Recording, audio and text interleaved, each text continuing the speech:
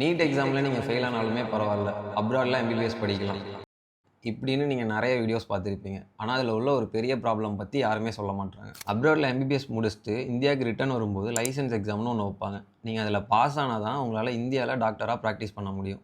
இதில் என்ன ப்ரோ இருக்குது, இதுதான் எல்லாருக்கும் தெரிஞ்ச விஷயமாச்சுன்னு கேட்டிங்கன்னா, இங்கே தான் ஒரு கேட்ச் இருக்குது.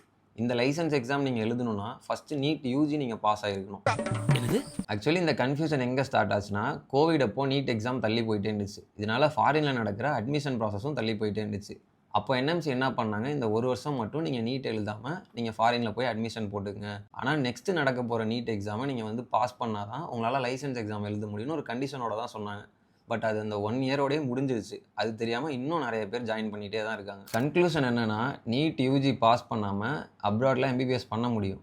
ஆனால் இந்தியாவுக்கு ரிட்டர்ன் வந்து எஃப்எம்ஜி எக்ஸாம் உங்களால் எழுத முடியாது. அந்த எக்ஸாம் எழுதுனா தான் உங்களால் டாக்டராக ஒர்க் பண்ண முடியும் இந்தியாவில். என்னோட அட்வைஸ் என்னென்னா, ஃப்யூச்சரில் நீங்கள் இந்தியாவில் தான் ஒர்க் பண்ணுவீங்கன்னா நீட் யூஜி பாஸ் பண்ணிவிட்டு அப்ராட் போங்க. வேறு எதுவும் அப்ராடில் எம்பிபிஎஸ் படிக்கிறதுக்கு ரிலேட்டடான டவுட்ஸ் இருந்துச்சுன்னா கமெண்ட் பண்ணுங்கள், இல்லைனா டிஎம் பண்ணுங்கள். ஃப்யூச்சரில் வர வீடியோஸில் நான் அதை பற்றி எக்ஸ்பிளைன் பண்ணுறேன். இந்த வீடியோவில் நம்ம பார்த்த விஷயம் உங்களுக்கு புதுசாக இருந்துச்சுன்னா நம்ம பேஜை ஃபாலோ பண்ணிவிட்டு இந்த வருஷம் நீட் எக்ஸாம் எழுத போகிற உங்கள் ஃப்ரெண்டுக்கு இந்த வீடியோவை ஷேர் பண்ணிவிடுங்க.